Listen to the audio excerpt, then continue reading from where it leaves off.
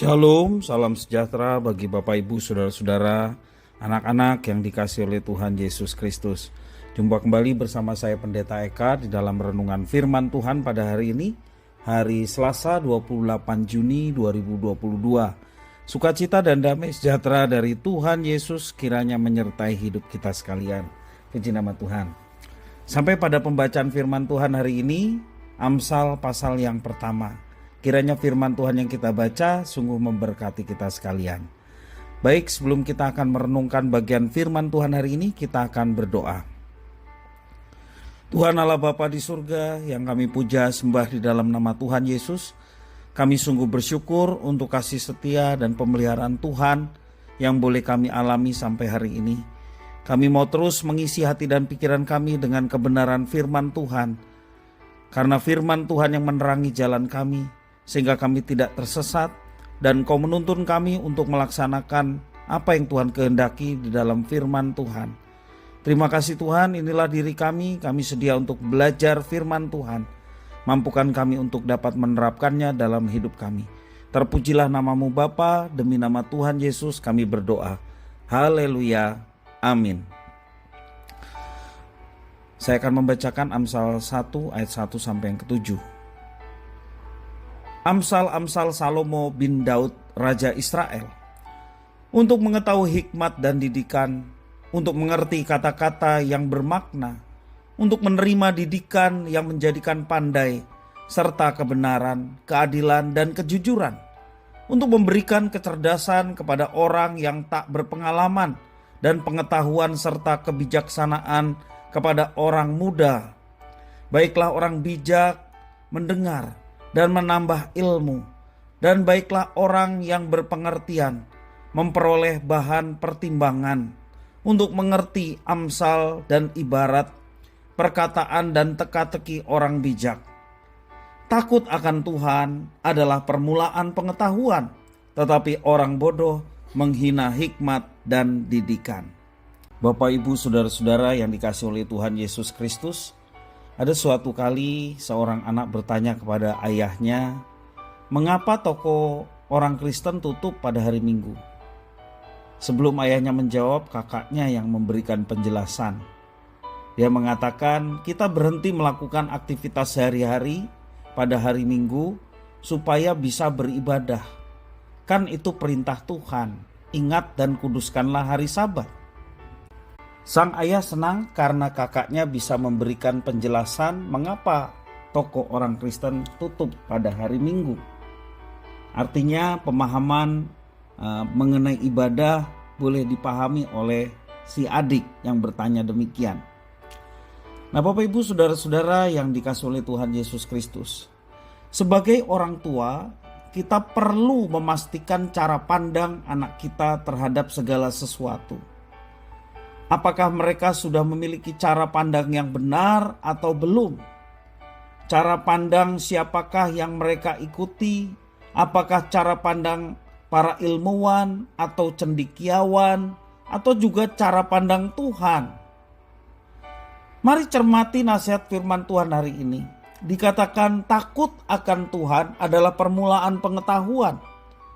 Apa artinya ini? Cara pandang anak kita hendaknya selaras dengan cara pandang Allah. Itu maksudnya. Kalau kita berharap anak kita memiliki cara pandang Allah, tentu saja kita sebagai orang tua pun harus memiliki cara pandang Allah. Jangan kita menginginkan anak kita memiliki cara pandang Allah, tetapi kita sendiri tidak memiliki cara pandang Allah. Bagaimana Allah memandang sesuatu, demikian pula kita harus memandang segala sesuatu seperti Allah memandang segala sesuatu. Cara pandang Allah itu akan mengarahkan cara pandang anak kita menanggapi segala sesuatu. Bapak, Ibu, Saudara-saudara yang dikasihi oleh Tuhan, bila anak-anak sudah memiliki dasar seperti itu, kita tidak perlu lagi khawatir apabila mereka memasuki berbagai macam informasi-informasi yang masuk di dalam kehidupan mereka. Mereka boleh belajar, mereka boleh menyerap apa saja, biarlah mereka menyaringnya bersama dengan Tuhan. karena mereka memiliki cara pandang Tuhan yang kita ajari setiap waktu. Mereka akan tahu mana yang boleh dilakukan, mana yang tidak boleh dilakukan, mana yang perlu disimpan, mana yang lebih baik dibuang, mana yang harus dipercaya, mana yang tidak harus dipercaya. Inilah pembelajaran hikmat yang harus kita tanamkan baik di dalam diri kita sebagai orang tua, demikian juga kepada anak-anak kita, supaya kita semua, baik orang tua maupun anak-anak, terus belajar memiliki cara pandang Allah. Dan percayalah, ketika kita memiliki kebijaksanaan bagaimana kita memandang keadaan di sekitar kita dengan cara pandang Tuhan, maka kehidupan kita terus diliputi dengan kekuatan yang dari Tuhan. Karena kita tahu bahwa rancangan Tuhan adalah sesuatu yang baik, tidak merancangkan sesuatu yang membuat kita celaka, tetapi penuh dengan damai sejahtera. Nah, Bapak Ibu, saudara-saudara yang dikasihi oleh Tuhan, mari kita senantiasa hidup terus belajar firman Tuhan, karena firman Tuhan adalah kebijaksanaan, hikmat Tuhan yang terus mengisi kehidupan kita, sehingga ketika kita mendampingi anak-anak, kita bisa mendampingi mereka untuk bisa mengenal Allah dengan dekat, hingga di hati mereka memiliki cara pandang Allah seperti yang sudah didahului oleh kita sebagai orang tua. Hikmat adalah takut akan Tuhan. Ya, dikatakan ayat 7, takut akan Tuhan adalah permulaan pengetahuan, tetapi orang bodoh menghina hikmat dan didikan. Kiranya firman Tuhan memberkati kita sekalian. Mari kita berdoa. Tuhan Allah Bapa di surga, kami mengucapkan syukur dan terima kasih atas firman Tuhan. Mampukan untuk kami menjadi orang tua yang mendidik anak kami dengan cara pandang Tuhan mendidik.